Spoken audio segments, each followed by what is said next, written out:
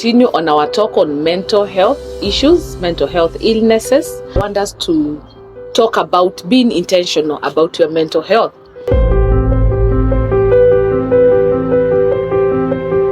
We are going to be aware, and we are going to share this awareness with other people. You have enough resources in you, but when you feel that you are not enough, you are not worthy, you need to be validated by others, it means that you are not mentally healthy.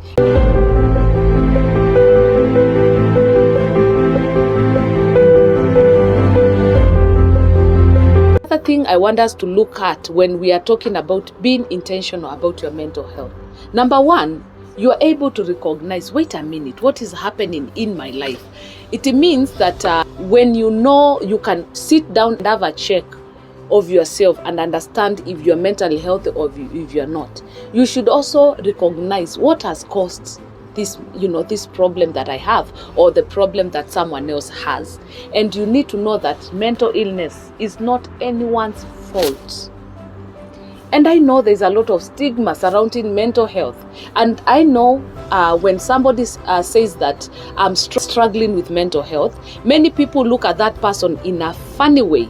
And mental health illness is not madness. It's not something that is that person's fault, because there are different causes that can cause mental health illness, and one of it can be unhealthy upbringing. And I think this is where parents, we need to really talk, because we have an opportunity to ensure that our children grow in a way that later in life they will not struggle with mental health. The way we bring up our children can cause them to be more susceptible to mental health or not susceptible to mental health. And one of that unhealthy upbringing is when you are being critical to your children, when you are not validating them, when you are not telling them how worth they are, when you are just having too many expectations for them.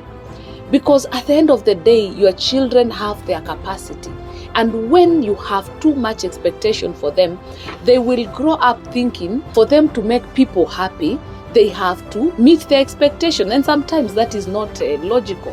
That is one of the things, when you are being too critical for your child, they will grow up with those negative feelings, negative emotions. And when they grow up, they are very susceptible to mental health. Another thing that's part of unhealthy upbringing is not allowing your children to go through challenges or to make mistakes. I know we are very protective as parents, and you want to protect a teenager, you want to protect a child not to make a mistake. But that actually can be a mistake in itself. Sometimes you have to guide them, give them, provide information for them, guide them, protect them just enough. But sometimes allow them to make mistakes that will not cost their lives, but will enable them to learn about consequences. Those mistakes will allow them to understand that there are choices that I make that can lead to the wrong consequences. Unhealthy upbringing can make you more susceptible to mental health than a person who grew up in a healthy home. Another thing is if a child grows up in a home that is full of abuse, physical abuse, emotional abuse, or even some children undergo sexual abuse when they are really young, that can be one thing that will push that child when they grow up to mental health illness. Before we judge people who are struggling with drugs and with addictions, we should first ask ourselves, when did the rain start beating them? Maybe it was something in their childhood that never got addressed, and now they are grown and they are struggling with addictions. Let's move on. The cause is highly stressful situations. When you go through very stressful situations, like for example, you've lost your loved one, obviously that is a very difficult thing to come out, and you need the right people to surround you, and that is why you need to reach out. Don't struggle with those difficult emotions alone, because some of them can be overwhelming. You need to reach out so that you can grieve properly, and it can be affecting you even without you knowing. So you need to deal with every situation that you go through. If you're going through grief, reach out to the right support so that you can overcome it.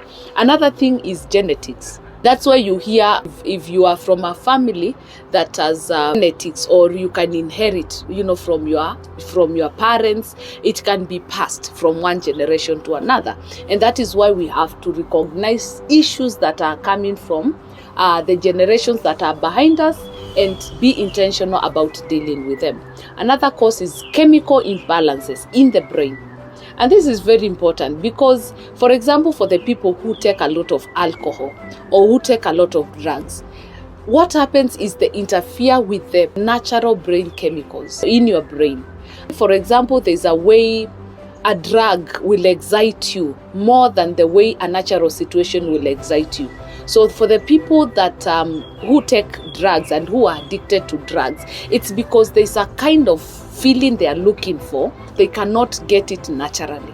So when you take a lot of alcohol, a lot of drugs, they interfere with your normal brain chemicals. And that is why some people would say, let me go take some alcohol so that I can feel happy or I can feel excited. Otherwise, when you've not taken drugs or you've not taken alcohol, that is when they suffer from withdrawal symptoms. The young people, it's important to know that don't start drugs, don't get into alcohol, because they will interfere with your chemicals, and through that you will get addicted and or hooked up to these things. That is also another cause of mental health illness.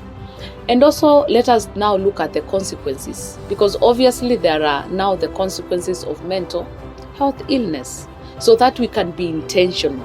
When we are aware of the consequences that we can get because of mental health, we will be intentional and be careful to deal with them, and to make sure that we do not drift to a hole that we can not get ourselves out.